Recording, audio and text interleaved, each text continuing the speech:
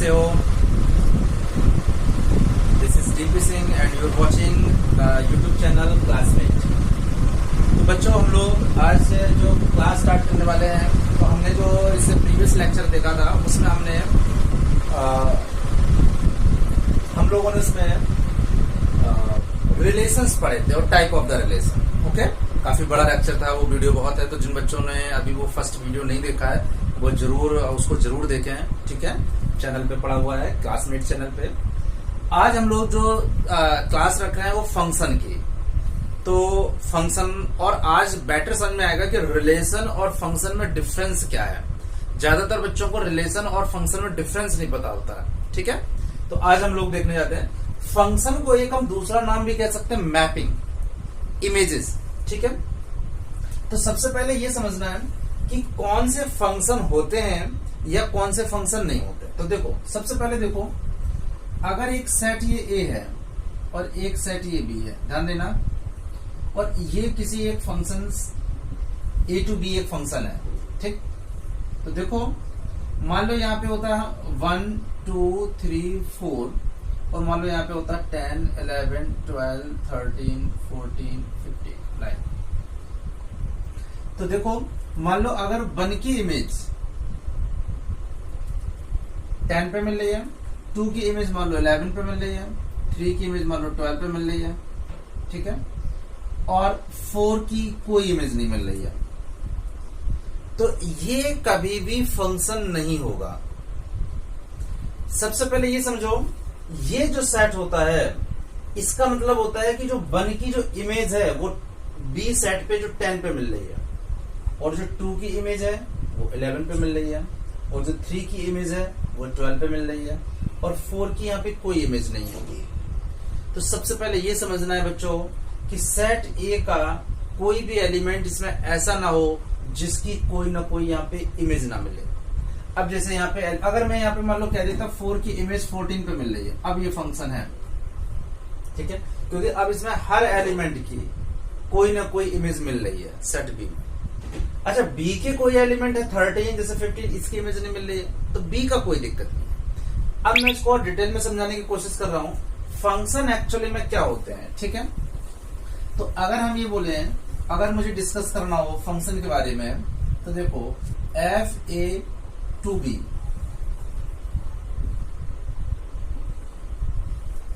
Is called function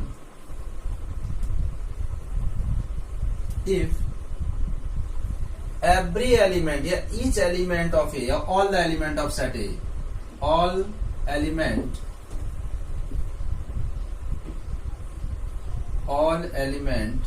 of set A या different element of set A, different element of set A या each element या all the element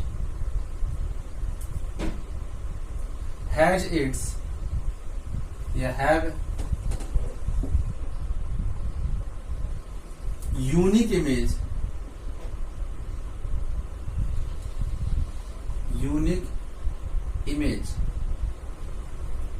on set B। अब देखो, इसका मतलब क्या हुआ, ऑल द एलिमेंट। अगर सेट ए है तो उस सेट ए के सभी एलिमेंट की डिफरेंट इमेज होनी चाहिए। पहली चीज, मतलब अगर जैसे मैंने यहाँ पे एक सेट ए लिया और एक सेट ए बी लिया, ठीक, अगर मैंने यहाँ पे 1 2 3 लिया और यहाँ पे मैंने ले लिया मान लो फॉर एग्जांपल 10 11 12 13 14, ठीक, अगर यहाँ से 1 की इमेज 10 पे मिल रही है, इसको हम इमेज बोलते हैं, 2 की इमेज 11 पे मिल रही है, और 3 की इमेज मान लो 14 पे मिल रही है, मतलब क्या बोलेंगे, 1 की इमेज कहाँ मिल रही है, ये 1 की एफ ऑफ 1 क्या है 10, यानी 1 की इमेज 10 पे मिल रही है, और एफ ऑफ 2 क्या है 11, और एफ ऑफ 3 क्या है 14। 3 डालने पर इमेज इसकी 14 मिल रही है, 2 की इमेज। तो ये जो ए से बी होता है, ये this is called the function. तो फंक्शन के लिए क्या होना चाहिए, एक तो सेट ए के सभी एलिमेंट की कोई ना कोई यूनिक इमेज मिलनी चाहिए। देखो, जैसे हमने ये बोला अब सेट ए क्या होता है, सेट ए को हम बोलते हैं डोमेन। अब देखो रिलेशन के केस में और कार्टेशियन प्रोडक्ट में ये डिफरेंस है। कार्टेशियन प्रोडक्ट में ए के सभी एलिमेंट का बी के सभी एलिमेंट के साथ रिलेशन होता था, और रिलेशन क्या होता था, relation is a subset of A cross B. Function क्या है, फंक्शन है कि each element of set A has its unique image on set B. अब देखो यानी जो सेट ए होता है इसको हम बोलते हैं domain, this is called the domain, और जो सेट बी होता है this is called the codomain. Range नहीं होता है, कोडोमेन। अगर मुझे अब इसकी बात बोलनी कि डोमेन क्या है, तो अब इस फंक्शन में मुझे बोलना पड़ेगा डोमेन, तो मैं बोलूंगा भाई डोमेन है 1, 2 और 3, दिस इज द डोमेन। अगर मुझे बोलना होगा रेंज क्या है, तो रेंज क्या होता है, रेंज जो जो एलिमेंट की इमेज मिलती है दैट इज द रेंज। जैसे अब अगर सेट बी में एक तो 10 इमेज मिल रही है, एक 11 मिल रही है और एक 14 मिल रही है। 10, 11, 10 की प्रीमिस 1 है, 11 की प्रीमिस 2 है और 14 की प्रीमिस 3 है। तो 10, 11 और 14 दिस इज द रेंज। अब बात करते हैं कोडोमेन। जो बी का होल सेट होता है उसको हम कोडोमेन कहते हैं। तो जो कोडोमेन है दिस इज द 10, 11, 12, 13, 14। इसलिए बच्चों हम लोग कहते हैं कि जो रेंज होता है, इसलिए कहते हैं जो रेंज होता है, देखो कोडोमेन क्या हो गया, कोडोमेन ही पूरा सेट हो गया। देखो अगर नहीं दिख रहा हो तो मैं यहां लिख दे रहा हूं, कोडोमेन क्या है, नीचे अगर नहीं दिख रहा है तो कोडोमेन क्या हो गया, कोडोमेन हो गया 10, 11, 12, 13, 14, दिस इज द कोडोमेन। देखो इसलिए हम लोग कहते हैं कि जो रेंज होता है ये कोडोमेन का सबसेट होता है। रेंज ज्यादा से ज्यादा कोडोमेन के बराबर हो सकता है। रेंज हमेशा is a subset of codomain. Codomain पूरा जो सेट होता है, यानी ये वाला जो सेट है दिस इज द कोडोमेन। मैंने देखो रेंज नहीं बोला, बच्चे इसको रेंज बोल देते हैं, नहीं, रेंज तो इस कोडोमेन का एक पार्ट होता है। Range is the subset of codomain. Range हर समय कोडोमेन के बराबर नहीं होगा, ये तो तब है रेंज और कोडोमेन बराबर होगा अगर यहाँ पे 12 और 13 एलिमेंट ना होते, तब ये कह सकते हो रेंज और कोडोमेन बराबर है। ओके, लेकिन अगर हमें जनरल बोलना हो तो मैं भी बोलूंगा कि this is the domain and this is the codomain, और जिन जिन एलिमेंट की इमेज मिलती है वो उसमें रेंज होते हैं। तो हम कह सकते हैं range is a subset of codomain. तो इसको लिखते जाना सारी चीजों को।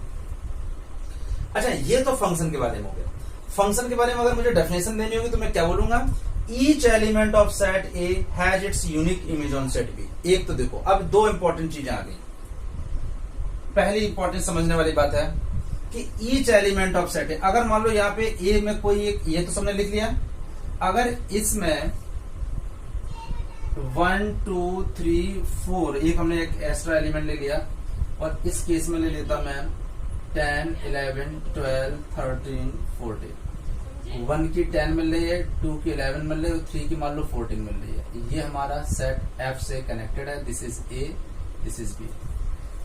अब देखो यहाँ पे A सेट में एक एलिमेंट छूट गया 4, जिसकी कोई इमेज नहीं है। देखो अगर हम 1 की इमेज देखें तो 1 F of 1 10 से कनेक्टेड है, 2 की जो इमेज मिल रही दैट इज 11, और 3 की इमेज मिल रही दैट इज 14, और अगर मुझे 4 बोलना है तो यहाँ पे नॉट डिफाइंड, 4 पे देखो कोई नहीं है। जबकि डोमेन क्या होता था, डोमेन तो वो रेलेवेंट इनपुट्स होते थे जो हम फंक्शन में डाल सकते थे। जो हम फंक्शन में डाल सकते हैं उसी को तो हम डोमेन बोलते हैं। फंक्शन क्या होता है, फंक्शन जस्ट लाइक एक मशीन होता है। अगर मुझे फंक्शन को और डिटेल में देखना, देखो अगर हम 1 डाल रहे हैं तो मुझे 10 मिल रहा है, 2 डालने पर मुझे 11 मिल रहा है, 3 डालने पर मुझे 14 मिल रहा है, बट 4 डालने पर मुझे कुछ नहीं मिल रहा है। जबकि ये डोमेन है। तो डोमेन तो वो सेट ऑफ एलिमेंट्स होते हैं जिसको हम फंक्शन में डालते हैं और कुछ ना कुछ मुझे मिलता है, और जो मिलता है that is called the range. लेकिन यहाँ पे 4 पे डिफाइन नहीं है। अगर कोई एलिमेंट यहाँ पे छूट रहा है जिसकी कोई इमेज नहीं है, वो कभी भी फंक्शन नहीं हो सकता है। फंक्शन पहचानने की यही तरीका, ऐसा रिलेशन में नहीं होता था। रिलेशन के लिए कोई कंडीशन नहीं थी, बट फंक्शन में है। फंक्शन में अगर यहाँ पे कोई एक एलिमेंट छूट रहा है तो वो फंक्शन नहीं होगा। देखो दूसरा क्या, मैंने डेफिनेशन बोला ईच, इसलिए ईच होने चाहिए। एक तो ये तरीका हो गया, ईच एलिमेंट ऑफ सेट है, यानी हर एलिमेंट की इमेज मिलनी चाहिए। दूसरा अब फंक्शन है, यहां पे देखो मैंने अब फंक्शन नहीं है। दूसरा मैंने क्या बोला, दूसरा मैंने बोला बच्चों has the unique image on set B. Unique image का मतलब क्या हुआ कि एक अगर एलिमेंट की एक इमेज आ रही है तो फिर वन दूसरी इमेज नहीं हो सकती है। देखो जैसे अगर मैं कह दूं वन की इमेज, एक तो तरीका समझ में आ गया। अब दूसरा क्या हो सकता है, वन मान लो अगर 10 पे वन की इमेज अगर 10 आ रही है, यानी वन अगर 10 पे दे रहा है तो फिर वन किसी दूसरे पे कनेक्ट नहीं होगा। अगर एक एलिमेंट की एक से ज्यादा इमेज हो रही है तो वो फंक्शन नहीं हो सकता है। समझना, देखो मैं बहुत बारीक चीज बता रहा हूं, फंक्शन में क्या क्या ऐसा रिलेशन में नहीं होता था, ऐसा कार्टेशियन प्रोडक्ट में नहीं होता था, बट फंक्शन में क्या है, एक एलिमेंट की एक से ज्यादा इमेज नहीं होनी चाहिए। अगर वन एफ ऑफ वन अगर 10 है और एफ ऑफ वन अगर यहाँ पे 12 है, मतलब फंक्शन नहीं हो। एक एलिमेंट की यूनिक इमेज होनी चाहिए, यानी डिफरेंट एलिमेंट की डिफरेंट इमेज होनी चाहिए। किसी भी एलिमेंट की एक से ज्यादा इमेज नहीं होनी चाहिए। इसलिए मैंने कहा each element of set has its unique image of set. Definition रटनी नहीं है, समझनी है। एक तो अगर इस वाले सेट में एक भी एलिमेंट छूट गया तो फंक्शन नहीं होगा। दूसरा अगर एक एलिमेंट की एक से ज्यादा इमेज आ रही है तब भी फंक्शन नहीं होगा। लेकिन एक से ज्यादा एलिमेंट की इमेज हो तो फंक्शन हो सकता है। देखो अगर जैसे मैं ये कह देता कि मान लो वन अगर 10 दे रहा है, ओके, और 3 भी 10 दे रहा है, लाइक देखो अगर सपोज दैट अगर मैं यहाँ पे लेता ये फंक्शन हो जाता, जैसे यहाँ पे मैं लेता 1 2 3 और यहाँ मैं लेता 10 11 12 13। मान लो 1 10 दे रहा है और 2 भी 10 दे रहा है और 3 11 दे रहा है। गुड, अब फंक्शन है। एक से ज्यादा एलिमेंट की एक इमेज हो सकती है, ध्यान दो, एक से ज्यादा एलिमेंट की एक इमेज हो सकती है, लेकिन एक एलिमेंट की एक से ज्यादा इमेज नहीं हो सकती है। क्लियर हुआ? तो मेरे ख्याल से फंक्शन के बारे में काफी इंफॉर्मेशन हो गई। फंक्शन कब कब होते हैं कि हर एलिमेंट की अलग अलग इमेज मिलनी चाहिए। यहाँ एलिमेंट छूट जाए कोई दिक्कत नहीं, बट यहाँ एलिमेंट नहीं छूटना चाहिए। दूसरा, एक एलिमेंट की एक से ज्यादा इमेज नहीं होनी चाहिए। अगर ऐसा हो रहा है तो वो फंक्शन नहीं होगा। वन की इमेज अगर 10 है तो वन की इमेज 10 ही रहनी चाहिए, उसके अलावा अगर कोई इमेज 15 हो गया तो फिर वो फंक्शन नहीं होगा। कहने का मतलब क्या हुआ, बॉटम ऑफ द लाइन है कि एक तरह से फंक्शन क्या है, फंक्शन जस्ट लाइक अ मशीन। ओके, देखो मशीन मैंने क्यों बोला, क्योंकि मशीन में दो चीजें होती हैं। देखो अगर हम फंक्शन को एक मशीन बोल रहे हैं, ठीक है, ये फंक्शन है, एक मशीन है जिसमें दो पार्ट होते हैं। ये हम एक्स यहां डालते हैं, मान लो एफ एक्स हमारा एक्स स्क्वायर होता है, ओके,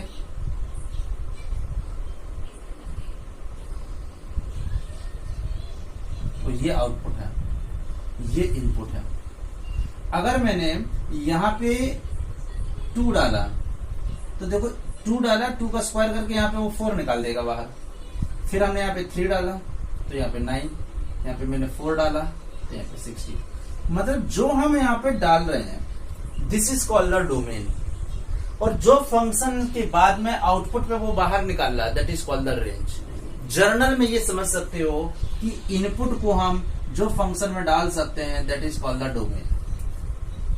ऐसा हर चीज को नहीं डाल सकते। देखो जैसे अगर हम मान लो इसी को फंक्शन को ले लेते हैं यहाँ पे √x, तो देखो अगर हम यहाँ पे नेगेटिव नंबर ले लेते, कोई -4 ले लेते, देखो अगर मैं 4 लेता तो रूट या 4 और 4 का बाहर क्या दे देता 2, वेरी गुड। 9 ले लेते तो 9 का क्या देता था 3। लेकिन मुझे बच्चों बताओ अगर मैं यहाँ पे -4 लेता तो मुझे बताओ यहाँ पे रूट -4 हो जाता और यहाँ पे वो क्या देता, नॉट डिफाइंड। वो -4 पे कोई वैल्यू बाहर नहीं निकलता, तो क्या -4 डोमेन हुआ? नहीं हुआ।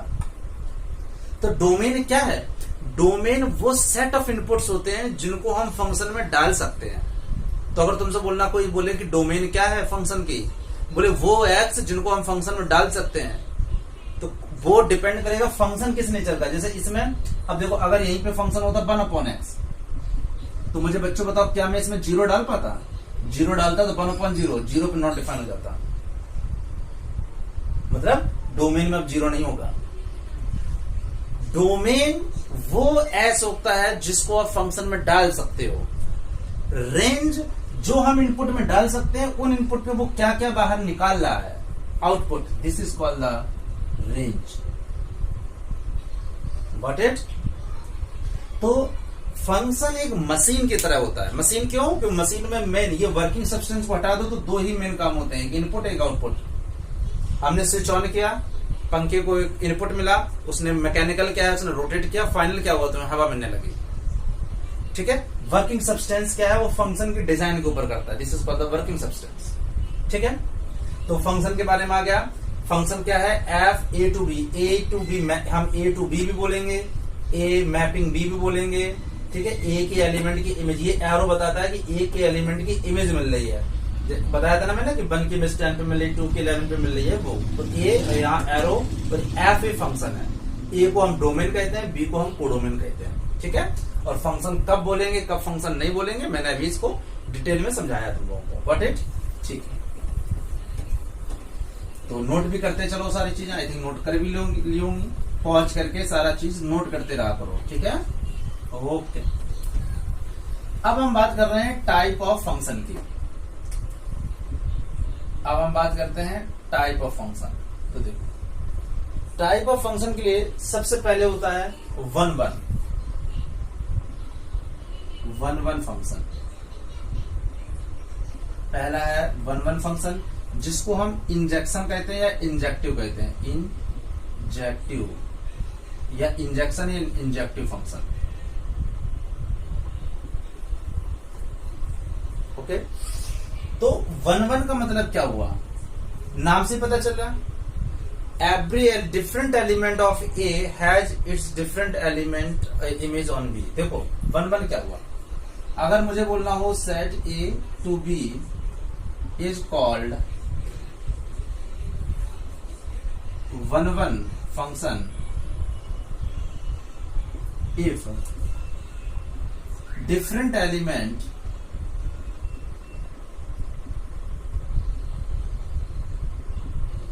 of A has its different element of A, या each element of A has its unique image या different image, different image on B। मतलब क्या हुआ? अगर मुझे इसको देखना हो कि हर एलिमेंट की अलग अलग इमेज मिले, जैसे अगर मुझे यहाँ पे बोला गया हो ये ए है और ये बच्चों बी है, अगर मुझे यहाँ पे फंक्शन है, जैसे मैंने कहा कि भाई यहाँ पे 1 2 3 है और यहाँ पे ए बी सी डी है, तो 1 की इमेज अगर ए पे मिल रही है, 2 की बी पे मिल रही है, 3 की डी की, तो देखो हर अलग अलग एलिमेंट की इमेज अलग अलग है। जब each element of set A has its unique, different element have the different images। 1 की इमेज A पे मिल रही है, 2 की इमेज B पे मिल रही है, 3 की इमेज, और सारे एलिमेंट होने चाहिए। यहाँ कोई एलिमेंट छूट जाए कोई प्रॉब्लम नहीं है, मैंने अभी बताया, यहाँ नहीं छूटना चाहिए। तो 1-1 नाम से पता चलो 1-1 यानी हर एलिमेंट की इमेज B के भी हर एलिमेंट पे अलग अलग मिल रही है। 1 की इमेज A पे, 2 की B पे, 3 की D पे, 4 होता तो कोई अलग, 5 होता अलग अलग। This is called the 1-1। इसी को हम बोलते हैं इंजेक्शन या इंजेक्टिव फंक्शन। ओके? इंजेक्शन भी बोलते हैं इसको, 1-1 फंक्शन या इंजेक्शन। ठीक है? Got it?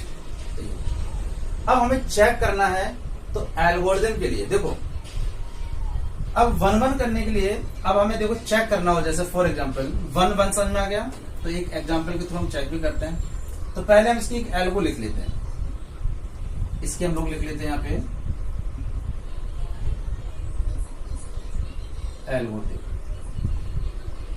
एल्गोरिथम। देखो हम मान लेते हैं कि x1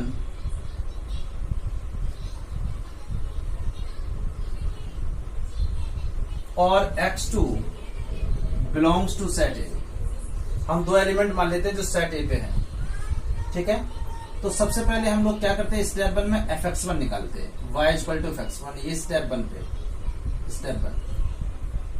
फिर स्टेप 2 पे क्या करते हैं, y इक्वल टू हम fx2 निकालते हैं। ओके? fx1 फिर fx2। If fx1 equal to fx2, अगर हम fx1 fx2 रखें और यहां से अगर x1 x2 के बराबर आ गया, ये चीज बराबर आ गई, मतलब ये 1 1 होगा।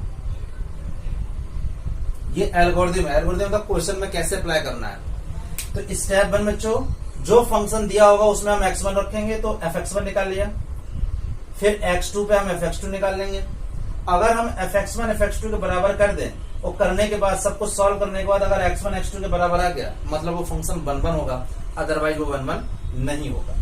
अब इसको हम लोग एल्गोरिथम पहले पूरा नोट कर लो, 1 1 क्या होता है और उसके एल्गोरिथम क्या है। अब हम एक क्वेश्चन के थ्रू उसको समझने की कोशिश करते हैं, ठीक है, यहाँ पे लिख लो, ठीक है। अब हम एक क्वेश्चन कर रहे हैं, अच्छे से करते हैं, समझ में आएगा, बहुत अच्छे समझ में आएगा। तो देखो क्वेश्चन के थ्रू समझते हैं। मान लो fn है और fx है x²। मुझे ये बताना है कि ये 1 1 है। प्रूव या ऐसा करो, इट इज 1 1 और नॉट, या 1 1 है या नहीं है, मुझे चेक कर लो। एन का मतलब है natural number two natural number. तो देखो अगर हमें इसको करना है, तो अभी मैंने बोला कोई हम x1 और x2 हम नेचुरल नंबर ले लेते, कोई 2 एलिमेंट ले लिए हमने नेचुरल नंबर के लिए, ठीक है। तो अब हम fx1 निकालते हैं, तो fx1 क्या हो गया, fx1 निकालेंगे तो x1 पे x1 स्क्वायर आ जाएगा। Step 1 clear. अब हम fx2 निकालते हैं, तो fx2 जब हम रखेंगे तो x क्या हो गया, x2 स्क्वायर।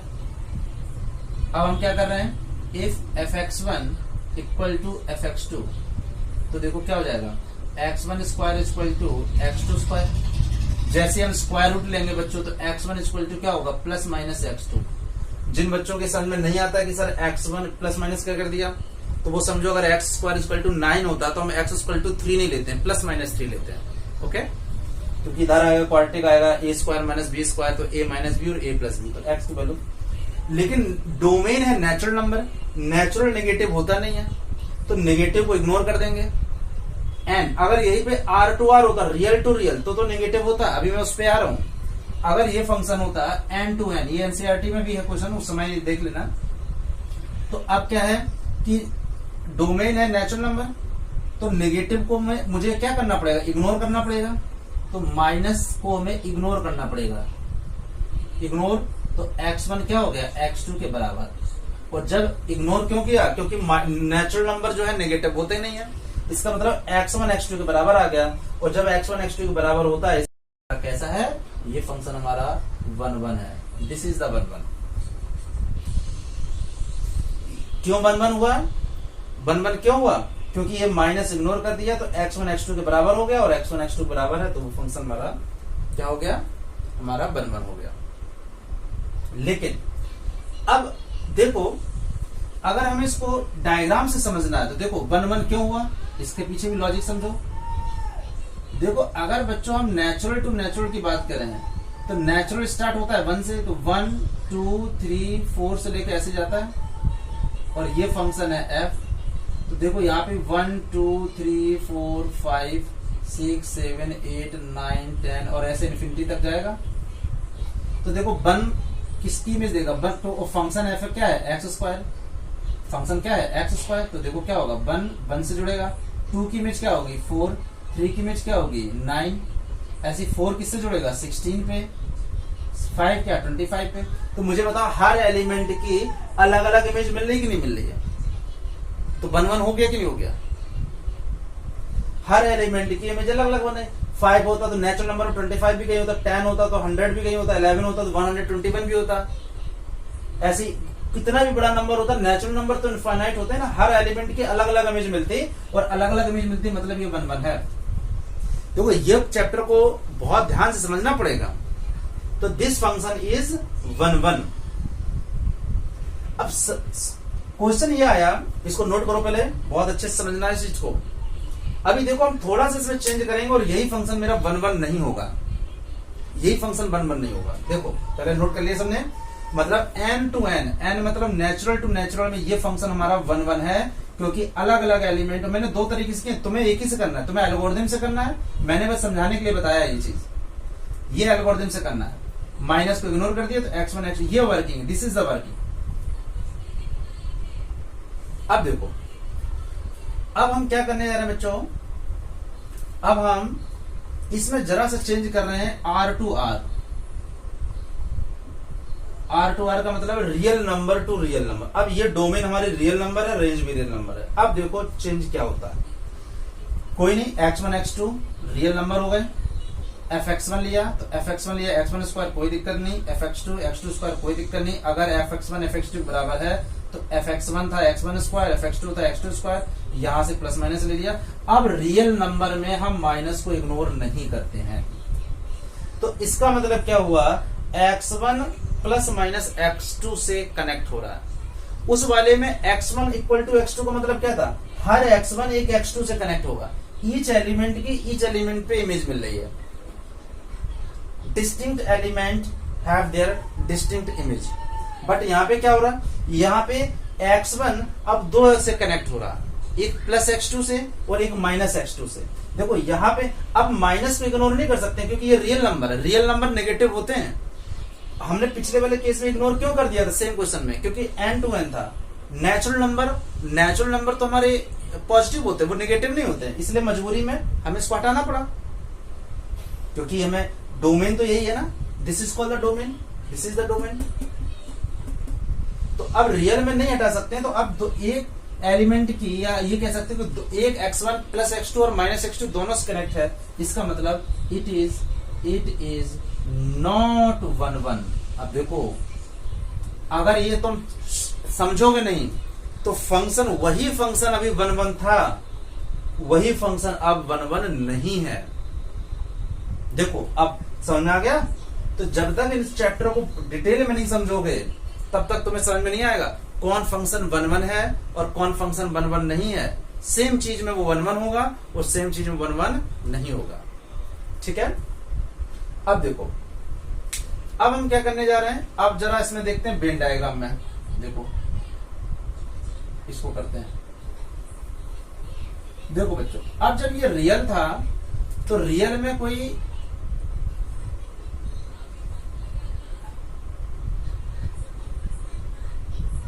रियल में जब था तो -1 -2 -3, ये भी तो रियल में तो माइनस इन्फिनिटी से प्लस इन्फिनिटी होते हैं, ये रियल टू रियल हो गया ना। अब ये function f equal to X square, ये भी क्या हो गया, माइनस इन्फिनिटी से लेके 2 रहा होगा, 1 फिर 0 0 के बाद -1 -2 like that -3।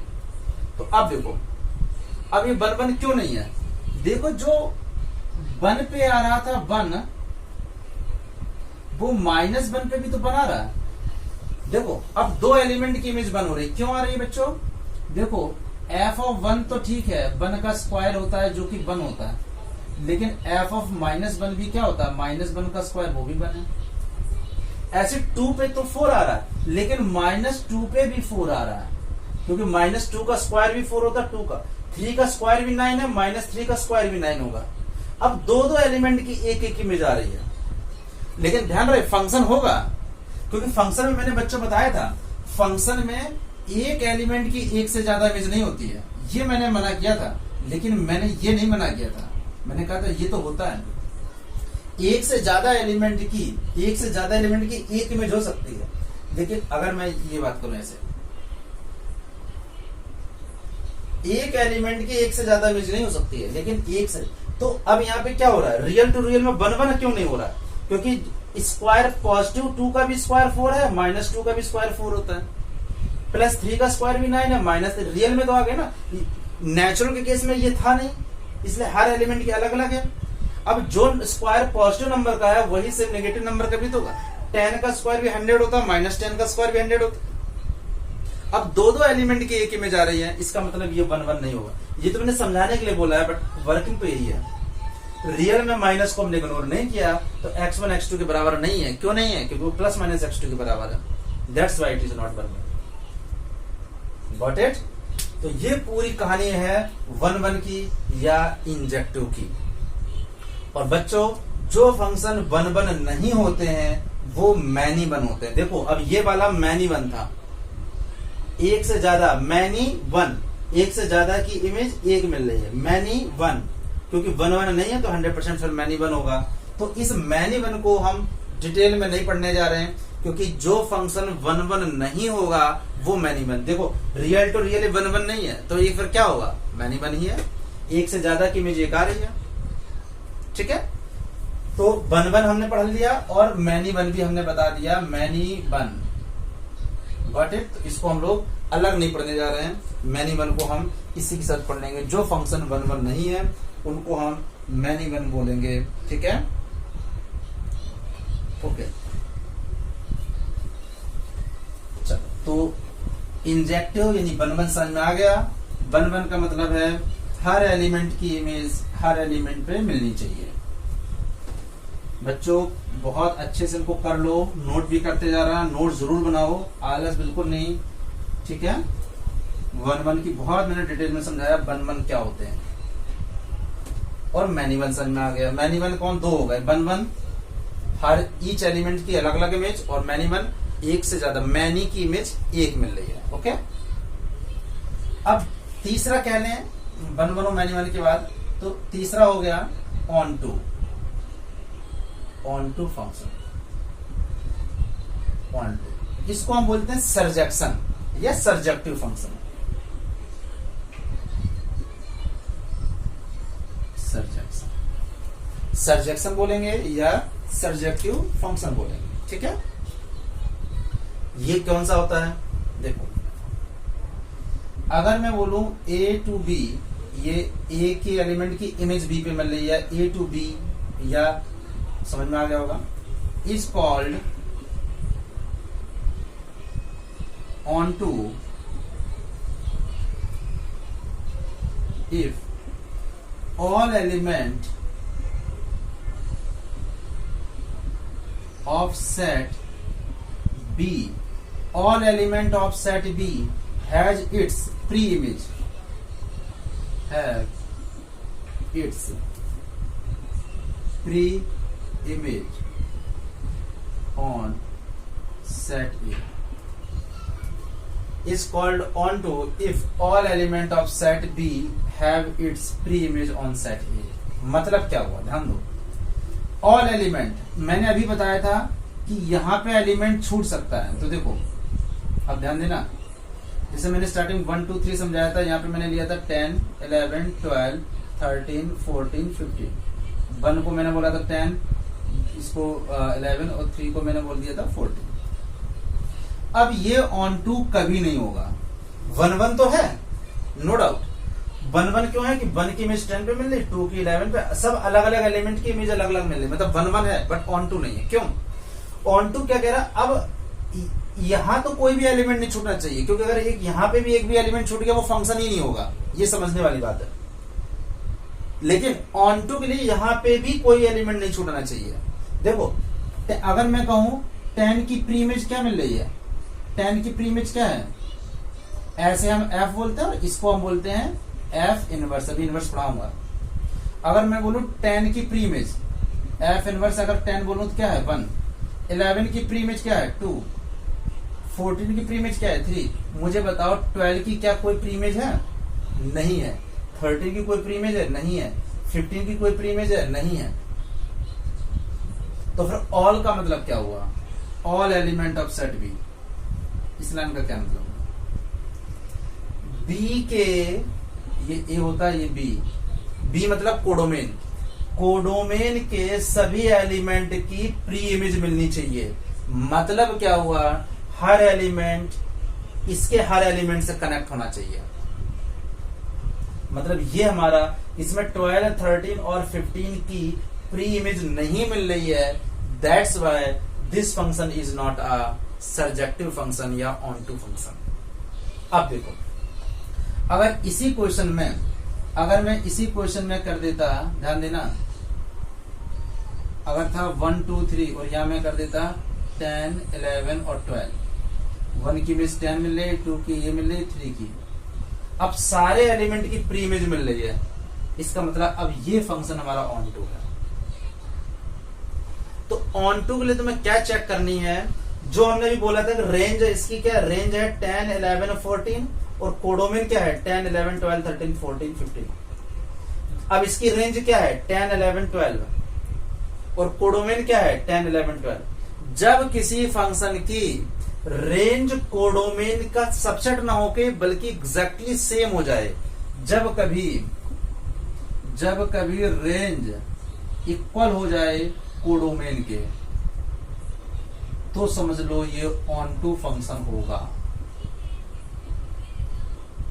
On to function, got it. इसकी रेंज देखो क्या है, अगर देखो इसकी range 10, 11, 12, this is the range, और कोडोमेन क्या है वही 10, 11, 12।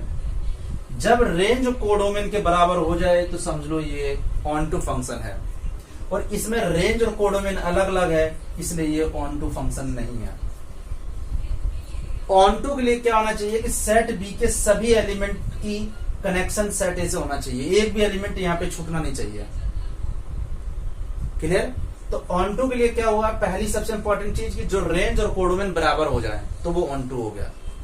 या ये कह सकते हो कि बी के सभी element, all the element of set B has its pre image on. ये इमेज होता है और ये इसको प्री इमेज कहते हैं। 1 की इमेज 10 है, और अगर मैं कहूं 10 की प्री इमेज क्या है 1 है, 11 की प्री इमेज क्या है 2 है, 14 की प्री इमेज क्या है 3, अब 12, 13 की प्री इमेज कुछ है ही नहीं, इसका मतलब ये ऑन टू नहीं होगा। Got it. ओके। अब अगर मुझे इसकी एल्गोरिथम देखनी हो, ठीक है, ये तो समझ में आ गया।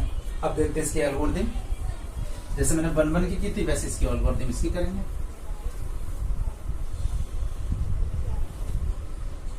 ओके, तो देखो एल्गोरिथम ये जरूर पढ़ लेना। एल्गोरिथम मतलब स्टेप्स, जो तुम स्टेप्स को फॉलो करोगे उसी को हम एल्गोरिथम बोलते हैं। ओके, तो देखो एल्गोरिथम में क्या है, पहला स्टेप 1, अगर हमारा कोई function y equal to f है तो पहला स्टेप क्या लेना है, स्टेप 1। सबसे पहले हम क्या करते हैं, कोई भी एलिमेंट को हम कंसीडर कर लेते हैं, ठीक है। तो स्टेप 1 में हमने मान लिया y equal to f consider कर लिया। स्टेप 2, x की value find the value of x, find the value of x in terms of y। अब मुझे क्या करना है, x की value in terms of y निकालना है, ठीक है। और मुझे पता है y कहां से बिलोंग करता है, y belongs to set b, और x कहां से बिलोंग करता है, x belong to set a। x input है, नहीं यहां बिलोंग करेगा, y यहां से बिलोंग करता है। x को मोबाइल लेते हैं ना, y मतलब b वाले सेट से, ठीक है। ये स्टेप है। तो एक क्वेश्चन इसका भी देखते हैं, बिल्कुल समझ में आ जाएगा। दोनों तरीके से देखते हैं। ओके, बहुत आसान है। फंक्शन को लेकिन फील करना पड़ेगा। अगर तुम सोच रहे हो कोई फार्मूला बता दूंगा तो कोई फार्मूला जो बच्चा पढ़ता रहेगा उसका फंक्शन कभी भी अच्छा नहीं होगा, ये समझ लो, ठीक है। तो देखो अगर हम सिंपल क्वेश्चन ले रहे हैं f(n to n) है, n मतलब नेचुरल टू नेचुरल, और यहां मैंने ले लिया 2x + 3। चलो, और मुझे बताना क्या ये ऑन टू है। चलो, तो पहले हम एल्गोरिथम से करते हैं। कंसीडर y हमने ले लिया जो सेट b से बिलोंग करता है। यहाँ पे x और y दोनों नेचुरल है। देखो यहां से क्या करा, x भी नेचुरल है, y भी नेचुरल, यानी x y दोनों क्या है, belongs to n, natural number है। तो स्टेप 1 क्या है, मैंने एक y ले लिया, y इक्वल टू fx, यही तो स्टेप 1 कह रहा है। तो y इक्वल टू fx क्या है, 2x + 3। अब मैंने सेकंड स्टेप क्या, देखो पहले स्टेप में मैंने y इक्वल टू fx लिया, fx ये दिया था, ये। सेकंड स्टेप क्या कह रहा है, x की value in terms of y निकालो। तो y - 3 इक्वल टू 2x, तो x क्या हो जाएगा, y - 3/2। अब मुझे बताओ y तो तुम्हारा नेचुरल नंबर है, क्योंकि x उठाना यहां से डोमेन से और y यहां से। y तुम्हारा नेचुरल है, x भी नेचुरल। मुझे बताओ क्या हर y के लिए ये नेचुरल होगा? मान लो y तुमने नेचुरल तो स्टार्ट हो रहा है 1 से, 1 2 3 4। मैंने अगर स्टार्टिंग चलो 1 ले लिया, तो 1 ले लिया, तो 1 - 3/2 तो -2/2 यानी -1 आएगा। -1 इधर आ रहा -1, तो x क्या कभी -1 हो सकता है? नहीं, क्योंकि x भी तो नेचुरल है। ऐसे अगर मैंने इसका मतलब वन अगर मैं यहाँ पे लूंगा तो वन की कोई भी प्री इमेज नहीं मिल रही, पहला एलिमेंट ही छूट गया, मतलब ये कभी भी ऑन टू नहीं हो सकता। और देख लो जनरल में, और देख लो अगर मैंने y को मैंने चलो 2 ले लिया, तो यह चलो मैंने y को नेचुरल नंबर तो कोई ले सकते हैं, 2 3 4 5 6, हमने चलो 5 ले लिया या 6 ले लिया, 6 -3/2, 6 में 3 गया 3/2, 3/2। और इधर x क्या है? Natural number. क्या ये नेचुरल नंबर है भाई? इक्वल लगाए, अगर ये नेचुरल नंबर, क्या हर y के लिए ये नेचुरल नंबर होगा? नहीं होगा, मतलब हर y इससे कनेक्ट नहीं हो रहा है ना। इसका मतलब क्या हुआ? इसका मतलब तुम्हें लिखना कैसे है? x की वैल्यू आ गई, और हर y के लिए for every y belongs to n, ये हमेशा नेचुरल नंबर नहीं होगा। फॉर एवरी y, हर y जो कि नेचुरल नंबर है, क्या x नेचुरल नंबर है? x, इसका मतलब अब जैसे यहाँ पे मैंने 1 था, 1 का कोई प्रीइमेज नहीं मिलेगा, 2 की कोई प्रीइमेज नहीं मिल रही थी, क्योंकि 2 लेने पर 2 -3 यानी -½ आ रहा था, यहाँ -½ होगा ही नहीं। तो बहुत सारे एलिमेंट इसमें इस वाले सेट के छूट जाएंगे, क्योंकि ये हर समय नेचुरल नंबर नहीं हो सकता है, ये हर समय नेचुरल नंबर नहीं हो सकता, इसका मतलब ये ऑन टू नहीं होगा। अब इसी क्वेश्चन में अगर देखो, अब इसका मतलब ये ऑन टू नहीं है। अब यही सेम क्वेश्चन में मैं बेटा रियल टू रियल कर दूं, चलो देखो अब मैंने रियल टू रियल कर दिया, ध्यान देना, यहां तक कोई दिक्कत नहीं है। अब देखो इसका मतलब अब हमारे x y दोनों रियल हैं, x यहां से उठाया y यहां से उठाया, दोनों रियल हैं। अब अगर हम कोई भी रियल नंबर ले लेंगे, अपॉन में आएगा, नेगेटिव आएगा, पॉजिटिव आएगा, लेकिन ये कोई भी अगर हम ले लें, ये हमेशा रियल होगा कि नहीं होगा? और जब कोई ना कोई रियल नंबर तो हो गए, तो इधर भी तो ये नंबर क्या है? ये भी तो रियल है। तो रियल हर कोई ना कोई एलिमेंट इसको प्री इमेज तो दे ही देगा। भाई अगर मैं मान लो y ले लिया, मैंने y को ले लिया, चलो कुछ भी ले लिया, मान लो मैंने y को 1 ले लिया, तो 1 -3 -2/2 -1, लेकिन रियल भी में तो -1 मिलेगा ना। तो जब हम यहाँ पे 1 ले रहे हैं तो यहाँ पे -1 से कनेक्ट होगा। यहाँ पे मैंने 50 लिया, 50 में से 3 का 47, तो यहाँ पे आया 50 लेने पर 47/2, तो यहाँ पे कभी भी रियल नंबर में कहीं पे भी तो 47/2 मिलेगा ना। रियल में तो सारे नंबर होते हैं, मतलब हर रियल पे कोई ना कोई रियल की इमेज मिलेगी। All the element of set B has its image on set A, या pre image on set A. मतलब क्या हुआ? इसका मतलब क्या हुआ कि ये वाला रियल के केस में हमेशा कोई ना कोई एलिमेंट तो इससे कनेक्ट होगा ही होगा, लेकिन नेचुरल के केस में ऐसा नहीं हो रहा था। ठीक है, इसका मतलब क्या हुआ? इसका मतलब ये हुआ कि ये हमारा अब R2R के केस में ये हमारा ऑन टू है, अब ये ऑन टू है, लेकिन N2N के केस में ऑन टू नहीं था। तो ऑन टू के लिए जो मैंने पहले बोला क्या, कि इधर कोई भी एलिमेंट छूटना नहीं चाहिए, यानी हर एलिमेंट की प्री इमेज मिलनी चाहिए। अगर ऐसा है तो ये ऑन टू होगा। कोई एलिमेंट अगर यहाँ छूट गया, जैसे वहां पे देखो N2N में छूट रहा था, 1 पे कोई प्री इमेज नहीं मिल रहा था, 2 पे कोई, देखो 2 डाल रहे हैं तो 2 -3/2 पे कोई प्री इमेज नहीं मिल रहा है। ठीक है, 7 पे मिल जाएगा, 7 -3 4 4/2 2 यहाँ मिलेगा, लेकिन बहुत सारे एलिमेंट छूट पे तो रहे हैं। मैं कह रहा हूँ एक भी एलिमेंट नहीं छूटना चाहिए, इसमें तो बहुत सारे छूट रहे हैं, लेकिन वहीं जब मैंने R2R किया तो कोई एलिमेंट नहीं छूट रहा। हर एलिमेंट ये पूरा y -3/2 हमेशा रियल होगा, कुछ भी नंबर y कुछ भी डालोगे हमेशा रियल होगा, और यहाँ पे इक्वल है और यहाँ पे भी रियल है, तो रियल के बराबर होता है। इसको तो बहुत समझने की जरूरत है। ये फंक्शन चैप्टर एक्चुअली पहला चैप्टर इसलिए कठिन लगता है सभी बच्चों को, क्योंकि इसको थोड़ा फील करना पड़ेगा तुम्हें। वही फंक्शन 1 1 होता है तो ऑन टू नहीं है, ऑन टू होता है तो 1 1 नहीं है। अगर मैंने N2N कर दिया तो एक कंडीशन हो रही, R2R कर दिया तो चेंज हो गया। रटना नहीं है, रटोगे कि भाई इसकी ये है और सेट ऑफ वे नहीं है करने का इसका। ठीक है, अब हम लोग करते हैं इसके बाद, नोट कर लो, इसके बाद करते हैं हम लोग बाइजेक्टिव फंक्शन।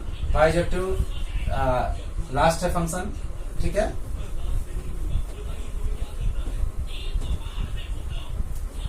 तो बाइजेक्टिव कोई नया फंक्शन नहीं होता है, ऐसे फंक्शन जो 1 1 और ऑन टू दोनों होते हैं उसको हम बाइजेक्टिव कहते हैं। ठीक है, तो ये लास्ट है 4 बाइजेक्टिव फंक्शन। ये जब हम लोग इनवर्स पढ़ेंगे तो सबसे इंपॉर्टेंट चीज रहता है, ये एक क्वेश्चन बोर्ड में जरूर आता है। ठीक है, बाइजेक्टिव मतलब उन्हीं फंक्शन के इनवर्स निकलते हैं जो फंक्शन बाइजेक्टिव होते हैं। हर फंक्शन का इनवर्स नहीं निकलता है।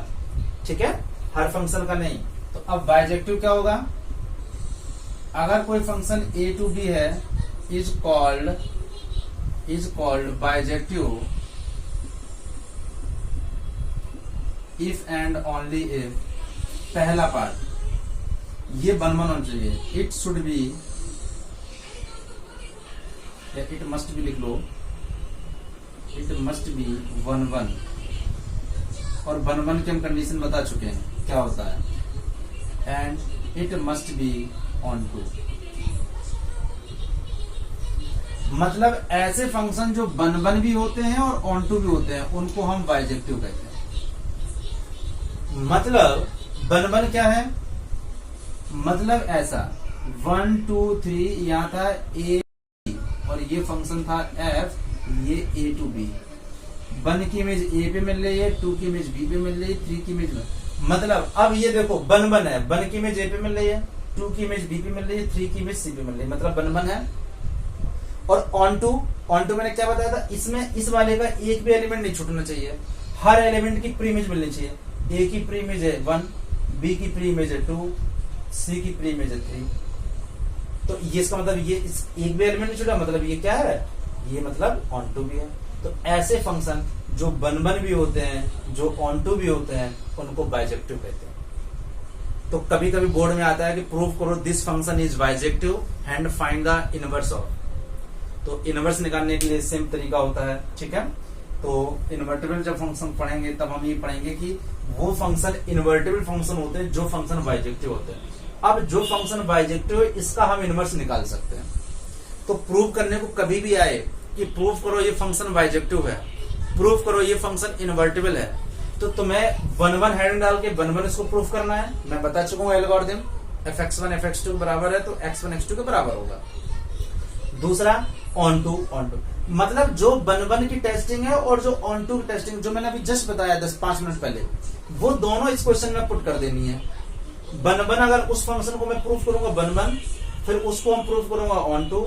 अगर ये फंक्शन 1 1 भी है ऑन टू भी है तो ये फंक्शन बाइजेक्टिव भी होंगे। मतलब बाइजेक्टिव के लिए दोनों होने चाहिए, वो it must be 1 1, it must be onto, then we can say it is bijective. और जो फंक्शन बाइजेक्टिव होते हैं वही फंक्शन इन्वर्टिबल भी होते हैं। तो बाइजेक्टिव के लिए कोई नया नहीं है। अगर आ जाए कि प्रूव करो ये फंक्शन बाइजेक्टिव है तो तुम्हें दोनों को ही प्रूव कर देना है, और दोनों में प्रूव करना बता चुका हूं। ठीक है, तो आज की क्लास को बच्चों यहीं पे रखते हैं। फिर जिसकी जो नेक्स्ट लेक्चर रहेगा वो इनवर्स निकालना और कंपोजिट फंक्शन का। ओके, तो wish you all the very best.